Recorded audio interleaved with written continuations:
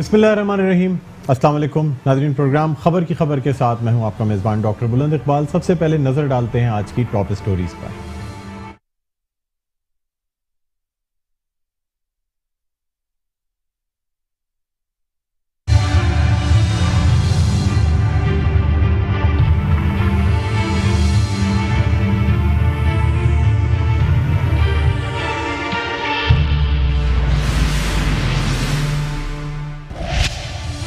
कराची के Arizona grill restaurant में मुबैना तौर पर मुज़र सेहत खाना खाने से जाँ बहक होने वाले बच्चे मोहम्मद और अहमद आहों और सिस्कियों के साथ मकामी कब्रिस्तान में सुपुर्द खाक। दिक्कत आमेज मनाजिर, नमाज जनाजा में अजीज व अकारिब और अहले इलाका की बड़ी तादाद में शिरकत। सिंध असेंबली में बच्चों के लिए दुआ। मुज़र सेहत खाना खाने से बच्चों की हलाकत। सिंध फूड अथॉरिटी की कारकर्दगी का पोल खुलने लगा। खाने के नमूने महफूज करने के लिए कोई इंतजाम ही नहीं। केमिकल एग्जामिनेशन के लिए माहिर मौजूद है, ना ही पोस्टमार्टम में हासिल नमूने जांचने के लिए लेबोरेटरी। नमूने पंजाब फॉरेंसिक लेबोरेटरी भेजने पर गौर। सईद गनी कहते हैं फूड अथॉरिटी को काम करते ज्यादा वक्त नहीं हुआ। वालिदैन को मामला नजरअंदाज करने के बजाय बच्चों को बर वक्त अस्पताल पहुंचाना चाहिए था। वजीर खुराक हरीराम की जेर सदारत सिंध फूड अथॉरिटी बोर्ड का तीसरा इजलास। बच्चों की हलाकत की तहकीकात जल्द मुकम्मल करने और जिम्मेदारों के खिलाफ कार्रवाई की हिदायत। सदर इम्प्रेस मार्केट में तजावुजात के खिलाफ ग्रैंड ऑपरेशन मुकम्मल। मलबा उठाने का काम सुस्त रवि का शिकार। स्नॉर्कल के जरिए इम्प्रेस मार्केट की तारीखी इमारत की धुलाई। ऑपरेशन के बाद कबाड़ वालों की चांदी, सरिया, टीन की चादरें और दीगर अशिया की लूट मार। मुनहदिम दुकानों के मालिकान को मुस्तकबिल की फिक्र।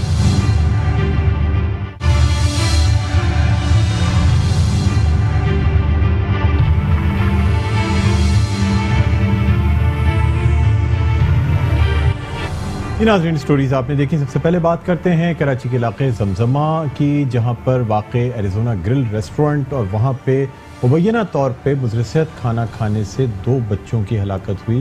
एक बच्चा अहमद और दूसरा बच्चा मोहम्मद, और साथ ही साथ उनकी वालदा की तबीयत काफ़ी नाजुक रही। पहले हॉस्पिटल में एडमिट रहीं और उसके बाद जो है ना ये सिलसिला चलता रहा है। अच्छा, इसके साथ साथ ये भी कहा जा रहा है कि इन बच्चों ने और बच्चों की वालदा ने इसी इलाके यानी डिफेंस में वाक़ चंकी मंकी जो कि एक प्ले लैंड है, वहाँ से कुछ स्वीट्स खाई थी, यानी जिसे हम आम ज़बान में गुड़िया के बाल कहते हैं या जो बच्चे बहुत शौक़ से खाते हैं, वो भी खाया था।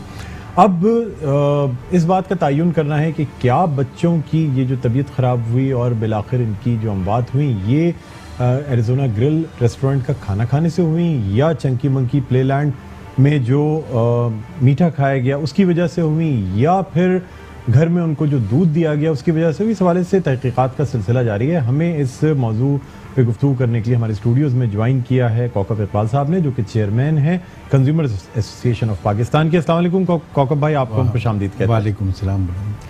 अच्छा कौकब भाई, ये जो मामला सामने आया इतवार का दिन, और जाहिर सी बात है उससे पहले सैटरडे वीकेंड होता है। वीकेंड में एक रिवाज आम तौर पे कराची में पाया जाता है कि लोग बाहर रेस्टोरेंट में खाना खाते हैं। अब इस फैमिली ने चंकी मंकी से कुछ स्वीट्स वगैरह खाई, इसके अलावा एरिजोना ग्रिल में इस रेस्टोरेंट में बाकायदा डिनर किया, और उसके बाद तकरीबन रात के 2:30 बजे इनकी तबीयतें ख़राब हुई और दिन के 2:45 बजे जब ये हॉस्पिटल पहुँचे हैं तो उस वक्त हालत गैर हो चुकी थी। क्या कहेंगे, आपको क्या लगता है, क्या अवामिल थे, किस वजह से ये वाक़या रोनुमा हुआ? बुलंद है, सबसे पहले तो ये एक जो हादसा हुआ, हमें एक कितना अफसोसनाक हादसा कि तमाम लोगों के दिल हिल गए, और इस वाक़े पे जिसमें 2 बच्चों की जान गई और एक ही घर के एक ही ख़ानदान के 2 बच्चे, मासूम बच्चे अपनी जान से चले गए। मैं समझता हूँ कि सबसे पहले तो हम के ख़ानदान से ताज़ियत करते हैं, और इसके लिए जो ये खाना खा के, और ये बताता चलूँ कि हम खाने के नाम पे क्या चीज़ खा रहे हैं ये किसी को मालूम नहीं। वीकेंड पे आपने कहा कि सब लोग जाते हैं, बिल्कुल सबकी ख्वाहिशात होती हैं, और ये ख्वाहिशात कुछ 20 वर्ष के अरसे में कुछ ज़्यादा बढ़ गई हैं। रेस्टोरेंट्स पहले कम होते थे, कोई ज़माना ऐसा होता था कि जब लोग रेस्टोरेंट में खाना एक वो मायूब समझते थे। अब खाना खाना एक रिवायत बन गई है, और रिवायत को ये देखते नहीं है कि हम किस जगह बैठ के खाना खा रहे हैं। अच्छा, ये पोश इलाका था, और इस पोश इलाके में कायम लातादाद रेस्टोरेंट्स और यहाँ पे जो है वहाँ पे हैं। ये जो पॉश इलाका और ये जो रेस्टोरेंट है, पूरी चेन ऑफ रेस्टोरेंट्स हैं, और ख़ास बात ये है कि यहाँ पे वेटिंग रहती है, तकरीबन 40-45 मिनट की वेटिंग के बाद लोग को जगह मिलती थी लोगों को खाना खाने की। आप मुझे ये बताएं कि कराची में क्या कोई ऐसा रेस्टोरेंट है जिसके खाने को आप ये कह सकते हैं कि ये स्टैंडर्ड्स पे है, या उसका किचन स्टैंडर्ड पे है, या कोई ऐसी स्टैंडर्ड सेटअप किए गए हैं कि अगर 100 लोगों की जगह का खाना होगा, यानी अगर 100 लोगों की सीट्स मौजूद होंगी तो उसका जो किचन है वो कितना बड़ा होना चाहिए और उसमें सफाई के क्या इकदाम होने चाहिए? बड़ी अच्छी बात कही बुलंद। मैं समझता हूँ कि ये आपने एक अच्छी रिसर्च भी की। मेरे अंदाजे के मुताबिक तकरीबन 60% रेस्टोरेंट्स के किचन मियारी नहीं है, ना ही उसमें हाइजीन कोई फूड आता है। उसमें खुले तेल जो इस्तेमाल हुआ जा रहा है, कोई ब्रांडेड जो खुर्दनी तेल जिसको हम कहते हैं खाने का तेल, वो इस्तेमाल नहीं होता। फिर वो जो है आप एक ही टाइप का, एक ही उसका अगर डब्बा देखें तो वही डब्बा जो खाने का तेल है वो पकौड़े वाला भी इस्तेमाल कर रहा है, पूरी वाला भी इस्तेमाल कर रहा है, और वो एक 5 स्टार होटल में भी हो रहा है, और एक काम ये जो 3 स्टार और 4 स्टार टाइप के रेस्टोरेंट्स हैं इसमें भी वही तेल इस्तेमाल हो रहा है। तो तेल एक बुनियादी चीज़ है खाने की। उसके बाद मसाला जाते हैं, फिर उसके बाद जो अज्जा है उसमें क्या है कि अगर चिकन का सालन है तो चिकन कैसी है, फिश उन्होंने क्या चीज खाई है ये हमें मालूम नहीं है अभी कि खाई थी, क्योंकि फिश ज्यादा खराब। सर मेरी मालूमात के मुताबिक एक तो जिंगर बर्गर ऑर्डर किया गया था जिसका ज्यादा चर्चा किया जा रहा है, जो कि बच्चों ने खाया था, जिंगर बर्गर वो ऑर्डर किया गया था। और यानी एक खास बात यह है कि अगर हम बैरून मुल्क की बात करें, दुबई में अगर एक 10 अफराद को सर्व करने का रेस्टोरेंट भी बनाया जाता है तो उसके बैठ के खाने की जगह जो है ना वो छोटी होती है, उससे डबल उसका किचन बनाया जाता है। मतलब ये उनके स्टैंडर्ड्स हैं। हम बड़े बड़े रेस्टोरेंट्स बना लेते हैं लेकिन उसके अंदर सफाई का जो इंतज़ाम है वो बिल्कुल ना होने के बराबर होता है। हो सकता है रेस्टोरेंट ऊपर से बहुत देखने में अच्छा नज़र आ रहा हो, लोग अच्छी तरह जाके खा रहे होते हैं।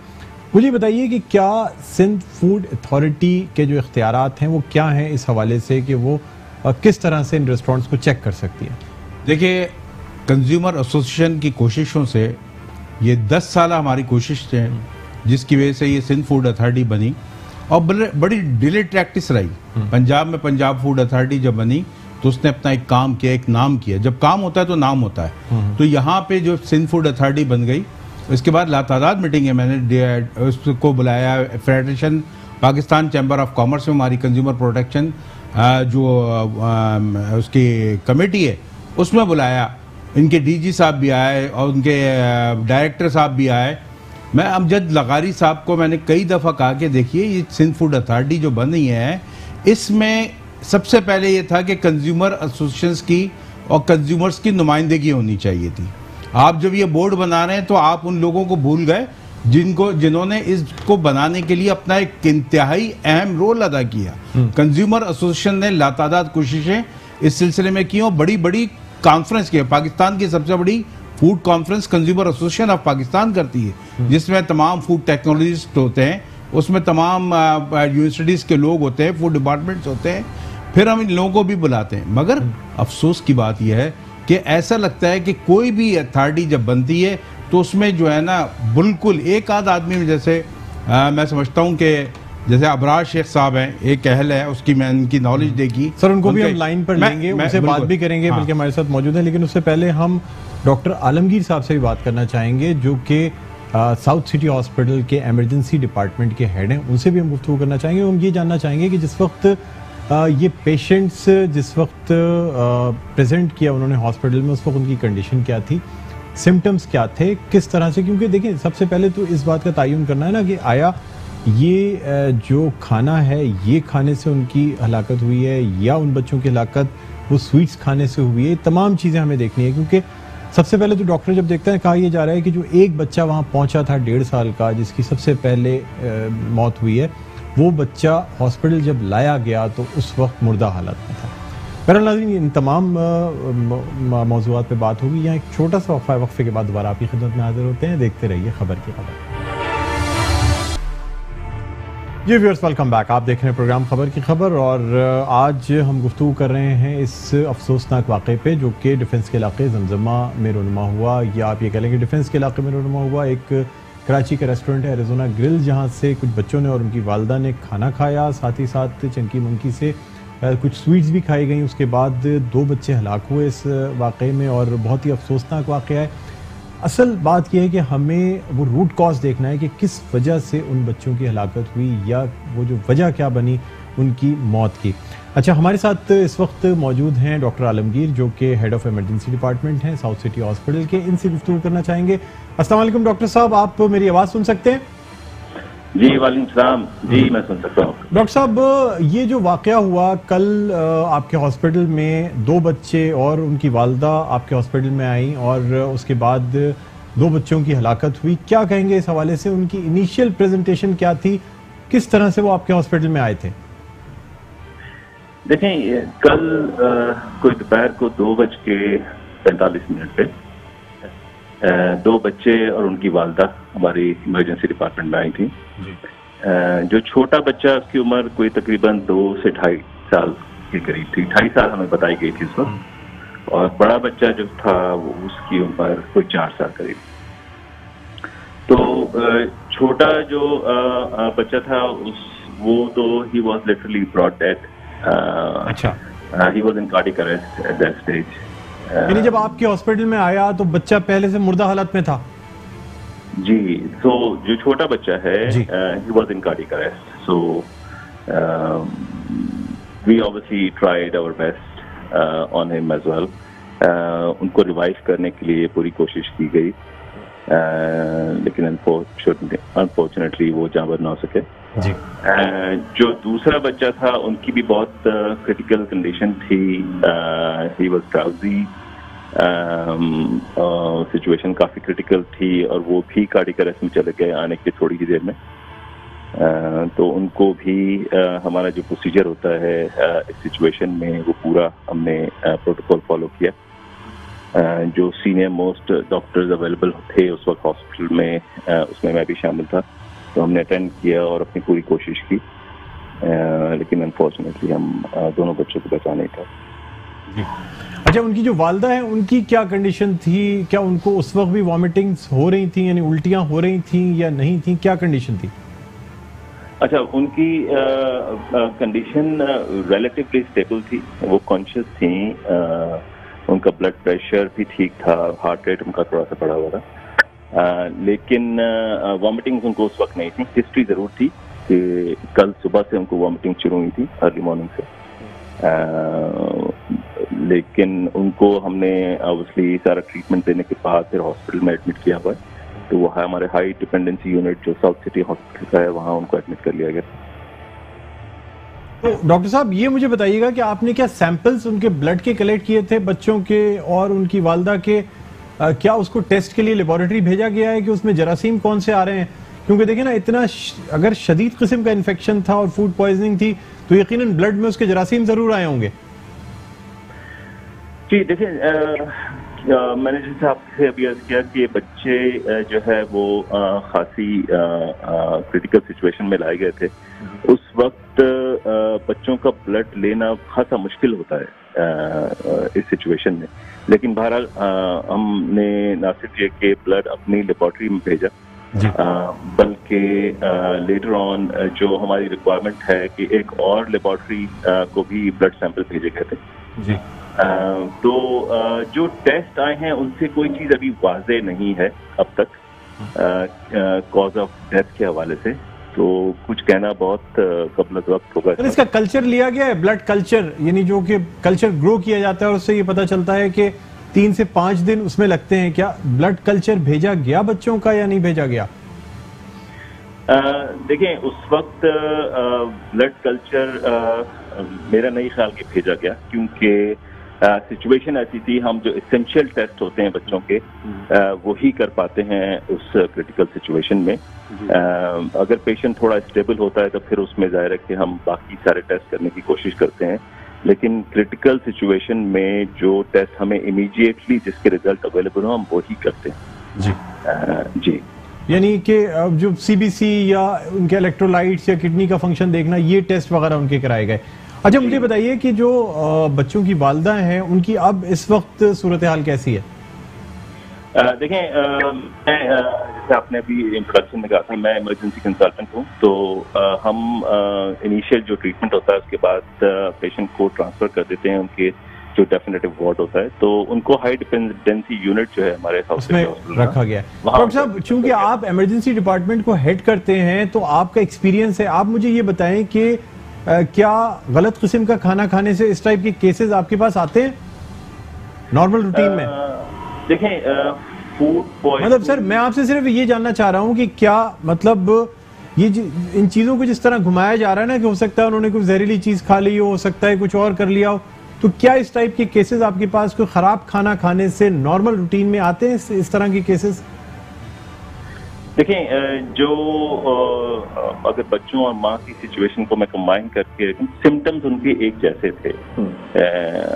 यकीनन उन्होंने एक दिन पहले बाहर खाना खाया है और एक से ज्यादा जगह पे खाना खाया है, तो हिस्ट्री को जहन में रखते हुए food poisoning was one of the most likely diagnosis. लेकिन फूड पॉइजनिंग ही सिर्फ डायग्नोसिस नहीं हो सकता, और भी काफी वजूहत हो सकती हैं इस सिचुएशन में, तो उनको भी मद्देनजर रखना जरूरी होता है।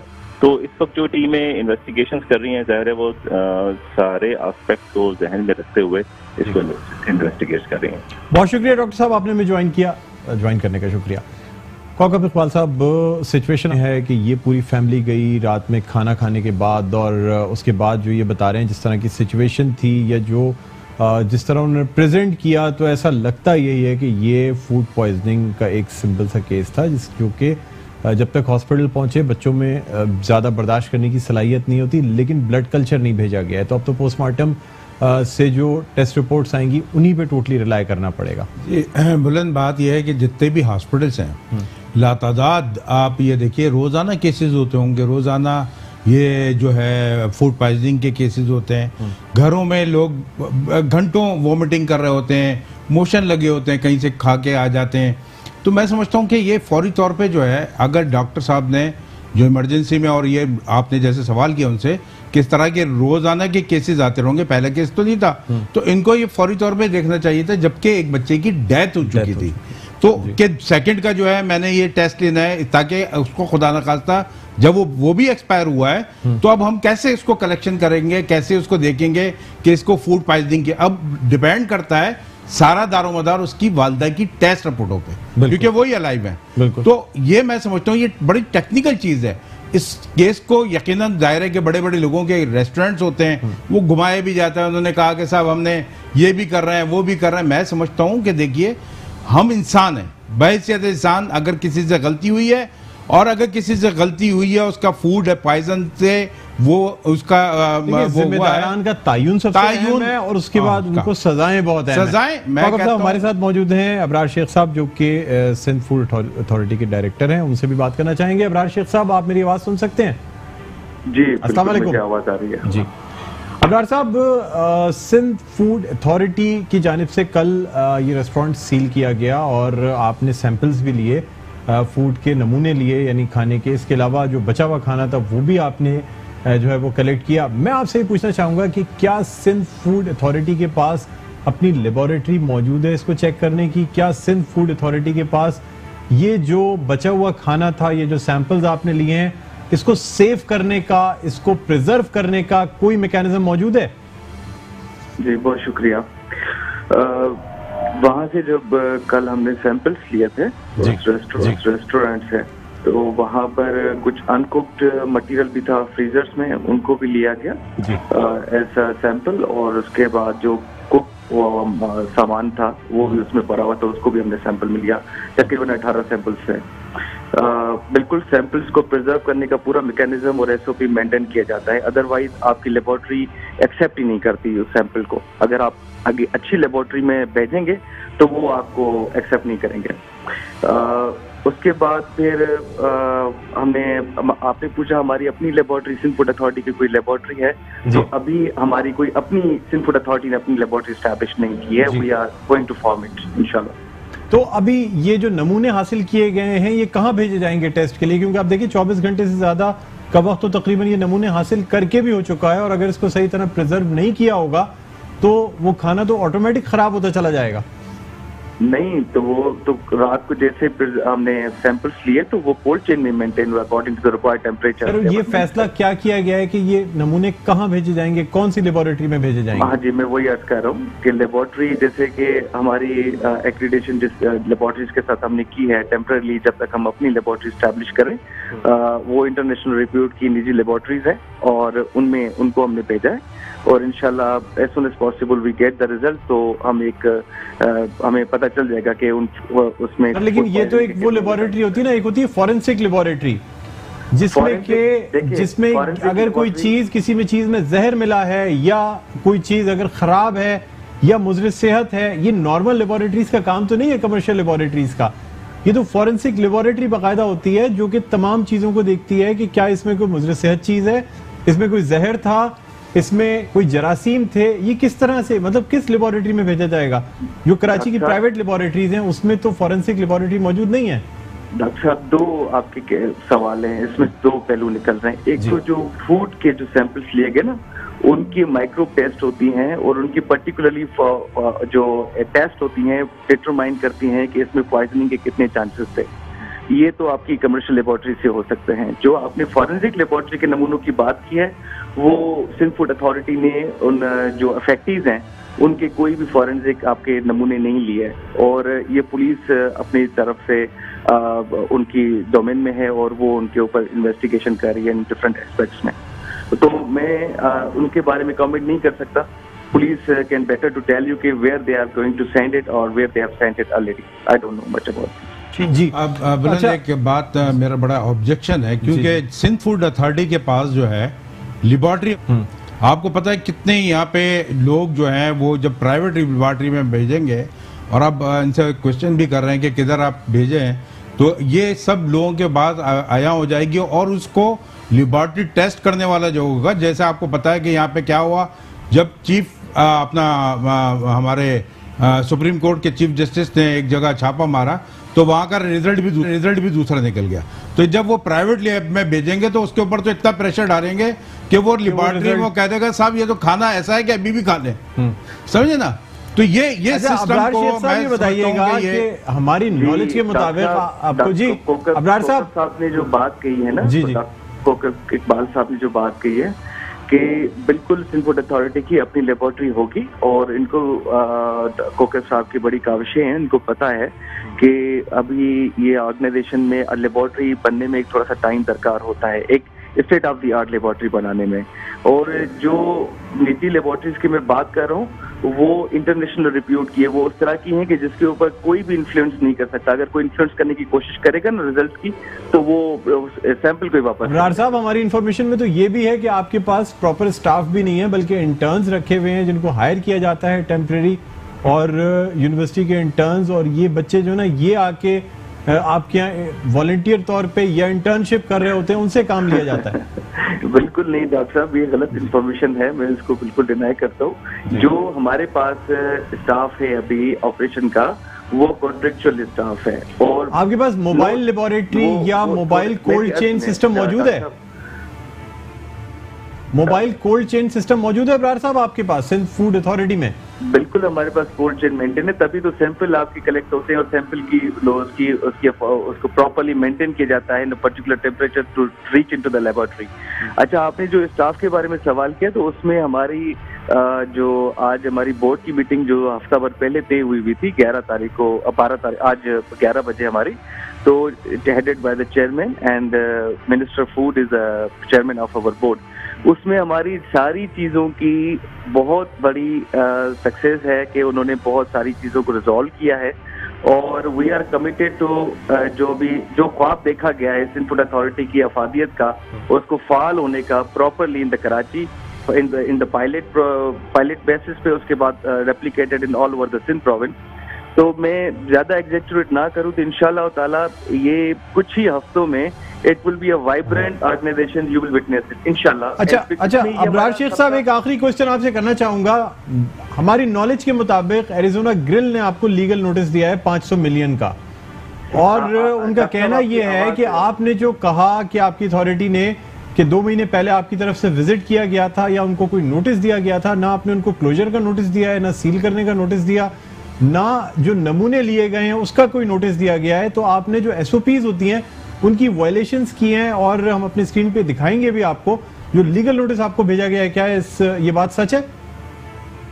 हमें लीगल नोटिस भेजा गया, मुझे कोई एरिज़ोना ग्रिल रेस्टोरेंट की जानिब से उनके जो ओनर हैं नदीम राजा साहब, उनसे मेरी खुद बात हुई इस मौजू पे, और उन्होंने वो लीगल नोटिस की कॉपी भी हमें भेजी है, वो भी आपको स्क्रीन पर दिखाएंगे कि आपको 500 मिलियन का लीगल नोटिस उन्होंने दिया है। और ये कहा गया है कि जो यानी आप स्क्रीन पे भी देख भी सकते हैं, हम वो चला रहे हैं, ये लीगल नोटिस आपको भेजा गया है क्योंकि ये नमूने कलेक्ट करने में जो SOPs होती हैं वो आपने नहीं उनको फॉलो किया। इसके अलावा नमूने लिए जाते हैं तो उसके कितने सैंपल्स लिए जाते हैं, एक सैंपल जो विक्टिम यानी जो उस आप जिस रेस्टोरेंट का ले रहे होते हैं उनको भी देना होता है, एक सैंपल अपने पास भी रखा जाता है। तो ये तमाम चीजें फॉलो नहीं की गई, ना आपके पास अपनी लेबोरेटरी है, और इनका ये कहना है कि जो इनको डैमेजेस हुए हैं, जो इनकी रिप्यूट को डैमेजेस हुआ है, अगर ये चीजें साबित नहीं होती तो उस सूरत में इन्होंने आपको 500 मिलियन का लीगल नोटिस भेजा है। जी देखिए, जो वहाँ पर सैम्पलिंग वो उनके अमले की मौजूदगी में हुई है, और वहाँ उनके जो मैनेजर्स हो, जो उनका स्टाफ मौजूद था, नंबर 1। नंबर 2, उसकी जो सारी जो SOPs हैं आपके सैम्पलिंग के, वो सारे फॉलो किए गए हैं। ये लीगल नोटिस जो आप स्क्रीन पे दिखा रहे हैं, honestly speaking we haven't received yet, might be कल तक we could get it in the office. और तीसरी बात ये कि इनके जो सैंपल्स हैं प्रॉपरली इन SOP के मुताबिक लिए गए हैं, और इनका सीजर मेमो बनाया है, वो जो उनकी स्टाफ ने साइन किया है। अच्छा अबरार शेख साहब, आप मौजूद थे, एक डॉक्यूमेंट होता है विच इज मैंडेटरी रिक्वायर्ड कि आप उसके खिलाफ जब एक्शन लेते हैं तो you prepare a seizure memo. अच्छा, आपको बादिल नजर वहां पे वायलेशंस नजर आई सिंध फूड अथॉरिटी की जानिब से कि क्या इस रेस्टोरेंट में देखने में साफ तौर पे वायलेशंस नजर आ रही थी आपको? देखिए, मैं जब वहां पर गया था तो वहां पर ऐसे किचन में कोई काम नहीं हो रहा था, तो इस तरह की कोई चीज ओपनली तो नजर नहीं आई। और मैं कोई भी बात मफरूजे पे नहीं करूंगा जब तक इनकी चीजों के लैब के रिजल्ट्स नहीं होंगे, तब तक जो है हम ये सारी बातें कहें कि वो खराब थी सारी चीजें यार इनकी वजह से हुआ, तो सारी चीजें मफरूजों की होंगी। तो we should have some tangible proof in our hand. Okay जी, बहुत शुक्रिया। आज जो मैं अबरार शेख साहब लाइन पर हैं, पहले तो मैं बता दूं कि ये बड़े काबिल अफसर हैं, इनको पूरी मालूमात है उसके मुतालिक, फूड डिपार्टमेंट के मुताबिक। अगर इनके पास लैब नहीं थी तो KMC की जो लैब बहुत पुरानी लैब है और बड़ा अच्छी वो लैब बनी हुई है, उससे इस्तेफादे हैं और करना चाहिए जब तक इनकी लैब नहीं बन जाती। तीसरी बात यह है कि अखबारात में आज के बयान के मुताबिक अबरार शेख साहब की तरफ से कहा गया है कि जब मैं वहां पहुंचा तो उसमें से वो डीप फ्रीजर में से जो बू आ रही थी और बचा हुआ खाना था उसमें से। अबरार शेख साहब, बहुत बहुत शुक्रिया, आपने हमें ज्वाइन किया। यहाँ नाज़रीन एक छोटा सा वक्फे के बाद दोबारा आपकी खिदमत में हाजिर होते हैं, फिर मजीद इस मौजू पे बात की जाएगी। कहीं ना जाइएगा, देखते रहिए प्रोग्राम खबर की खबर। नाज़रीन, वेलकम बैक। आप देख रहे हैं प्रोग्राम खबर की खबर, और आज हम बात कर रहे हैं उस वाक़े के हवाले से जो कल रोनुमा हुआ कराची के इलाके डिफेंस में एरिज़ोना ग्रिल रेस्टोरेंट में।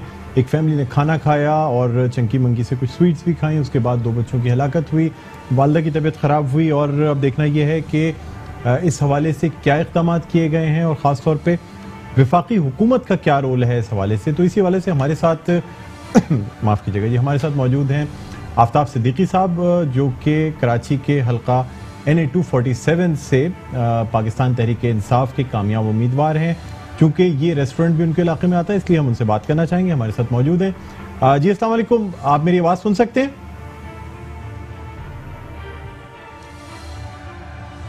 जी आफ्ताब सिद्दीकी साहब, आप मेरी आवाज़ सुन सकते हैं? अस्सलाम वालेकुम। जी बिल्कुल, थैंक यू। अच्छा आफ्ताब सिद्दीकी साहब, ये बताइएगा, ये जो वाक़या हुआ है ख़ास तौर पे कल जो ये डिफेंस के इलाके में एरिज़ोना ग्रिल में ये वाक़या हुआ, यानी जब खाना खाया गया, मुबैना तौर पे जहरीला खाना खाया गया और उसके बाद बच्चों की जो हालत ख़राब हुई, फिर उनकी हलाकत हुई, क्या कहते हैं इस हवाले से? आपका इलाका है, आपकी कॉन्स्टिट्यूंसी है, क्या लेकिन वैसे तो एक बहुत अंदरनाक वाक़या है और मेरी बड़ी अफसोस है हम सबको, पूरे कराची को और डिफेंस के लोगों को और हमारी बड़ी दुआएं हैं मुतासरा ख़ानदान के साथ कि अल्लाह ताला उनको सब्र जमील अता फरमाए। बहुत बड़ा सदमा है उन सबके लिए। और इसके साथ साथ ये हम अगर इसको इस तरह देखें कि हमारे यहाँ जो इदारे हैं वो टोटल कोलैप्स कर चुके हैं, और अगर कोलैप्स के साथ साथ पॉलिटिसाइज भी हो गए हैं ये इदारे, और अनफॉर्चुनेटली यहाँ पे कोई प्रिवेंटिव मेजर्स नहीं लिए जाते। हमने तो सिर्फ ये पूछना है सिंध फूड अथॉरिटी से कि उन्होंने पिछले 1 साल में कितने रेस्टोरेंट और या कितने होटल्स पे उन्होंने इंस्पेक्शन किए, वो रिपोर्ट हमें चाहिए होगी, नंबर 1। नंबर 2 कि उनके पास केमिकल टेस्टिंग के क्या लेबॉर्ट्री है। और मैं चाहूँगा कि आपके साथ या किसी भी मीडिया के साथ मैं ख़ुद वहाँ पे विज़िट करूँ और देखूँ कि ये किस तरह इफ़ेक्टिवली ये काम कर रहे हैं। अनफॉर्चुनेटली जब कोई वाक़या हो जाता है तो उसके बाद हम सब एक्टिव हो जाते हैं, हमारा मीडिया भी हो जाता है, हम सब हमारे इदारे भी हो जाते हैं। इसमें इस लिहाज से मैं थोड़ी सी तारीफ़ करना चाहूँगा DC साउथ और कमिश्नर कराची की और पुलिस की कि उन्होंने बहुत एक्टिवली इसमें रोल प्ले किया। मगर हमारा ये फ़र्ज़ बनता है हमारे इदारों का कि हम प्रिवेंटिव मेजर्स लें और डेली बेसिस के पर अपने रेस्टोरेंट चेक करें। उसमें 2 चीज़ें आती हैं कि नेग्लिजेंस है या फिर इंटेंशनली लोग जो मटेरियल यूज़ कर रहे हैं, जो घी यूज़ हो रहा है वो प्रोसेस यूज़ हो रहा है या अनप्रोसेस हो रहा है, ब्रांडेड चीज़ें यूज़ हो रही हैं नहीं, क्योंकि पैसे तो पेमेंट तो तमाम रेस्टोरेंट जो है ब्रांडेड चीज़ की ले रहे होते हैं।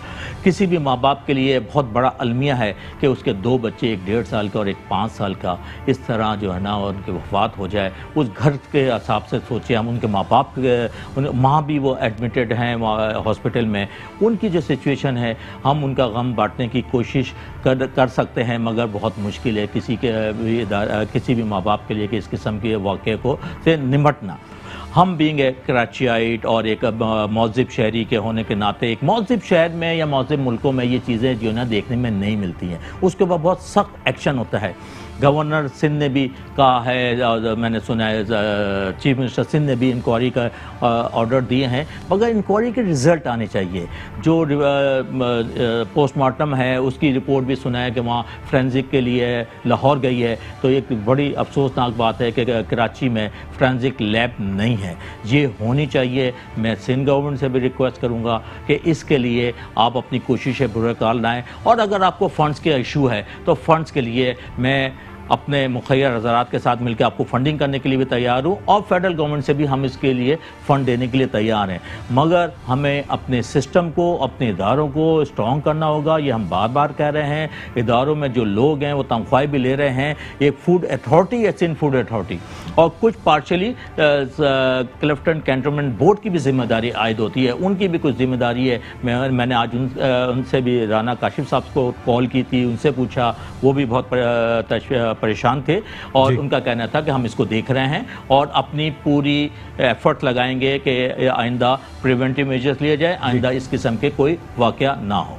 जी अच्छा, अब आफ्ताब सिद्दीकी साहब ये बताइएगा कि जिस तरह विफाक के मुख्तलिफ इदारे होते हैं, इसी तरह एक PSQC एक इदारा है और उसका भी काम है कि वो भी चीज़ों को चेक करे, क्वालिटी को चेक करे, चीज़ों को देखे। देखें, सारी जो ब्लेम किया जा रहा है सिंध फूड अथॉरिटी को, KMC के फूड डिपार्टमेंट को ब्लेम किया जा रहा है, क्या आप ये नहीं समझते क्या इस वक्त वफाकी हुकूमत की भी जिम्मेदारी बनती है कि वो भी रिस्पॉन्सिबिलिटी ले? अगर वफाकी हुकूमत के इदारे सही काम कर रहे होते, वो रेस्टोरेंट्स को चेक कर रहे होते, बाकायदा प्रॉपर एक एक चीज़ के नमूने लिए जा रहे होते, चीज़ों को चेक किया जा रहा होता, तो शायद इस किस्म की सूरत हाल ना पैदा होती। एक दूसरे पर जिम्मेदारी डाल देने से बेहतर ये है कि सर कोई जिम्मेदारी खुद भी तो लेनी पड़ेगी, वफाकी हुकूमत को भी तो मैदान में आना पड़ेगा ना इस हवाले से। एक तो ये कि मैं चीफ मिनिस्टर सिंध से रिक्वेस्ट करूँगा कि अपने इन इदारों को एक्टिव करें और इफ़ेक्टिवली ये यूज़ होने चाहिए, क्योंकि इसमें पूरा अमला काम कर रहा है। इसी तरह मैं फेडरल गवर्नमेंट, कल हमारी मीटिंग है अपने प्राइम मिनिस्टर ऑफ पाकिस्तान के साथ, ये वक्त इस चीज़ को मैं वहाँ पे भी उठाऊँगा कि हमारी फेडरल गवर्नमेंट का जो भी इदारा है, मेरे इल्म में नहीं है कि वो क्यों नहीं काम कर रहा। रेस्ट अश्योर्ड के इंशाल्लाह हम उसको टेकअप करेंगे। अगर फेडरल गवर्नमेंट की जिम्मेदारी है वो अपना टेकअप करेंगे, और उसको आप देखेंगे आइंदा आने वाले वक्त में कि फेडरल गवर्नमेंट की जो भी रिस्पॉन्सिबिलिटी है वो पूरी की जाएगी। जी अच्छा, आफ्ताब सिद्दीकी साहब, ये भी बताइएगा कि जिस तरह पंजाब फूड अथॉरिटी है उसको इक्विप किया गया है, मुस्लिम लीग नून का बहुत बड़ा हाथ है उसको इक्विप करने में, और जिस तरह की अथॉरिटी बनाई गई है उसके मुकाबले में सिंध फूड अथॉरिटी बिल्कुल नाबलद सी कोई एक इदारा नजर आता है जिसके पास ना तो अपनी लेबॉरेटरीज हैं, ना तो चेक करने का मैकेनिज्म है, ना कोई और चीज मौजूद है। आप क्या समझते हैं, क्या गवर्नर सिंध को इस हवाले से कोई नोटिस लेना चाहिए या उसको मजबूत करने के लिए आप क्या कर रहे हैं? देखिए, एक तो ऑब्वियसली सिंध फूड अथॉरिटी की जिम्मेदारी है कि वो एक रेगुलर बेसिस पे इनकी इंस्पेक्शन करे और उस इंस्पेक्शन की रिपोर्ट प्रिंट मीडिया में भी और इलेक्ट्रॉनिक्स मीडिया में भी आई है। मैं एक प्लान कर रहा हूँ, मैं आवाम से भी रिक्वेस्ट करूँगा, अभी हम अपनी पार्टी से भी बात कर रहे हैं और लोगों से भी बात कर रहे हैं कि एक दिन हम तमाम रेस्टोरेंट्स का जो है ना बॉयकॉट करें।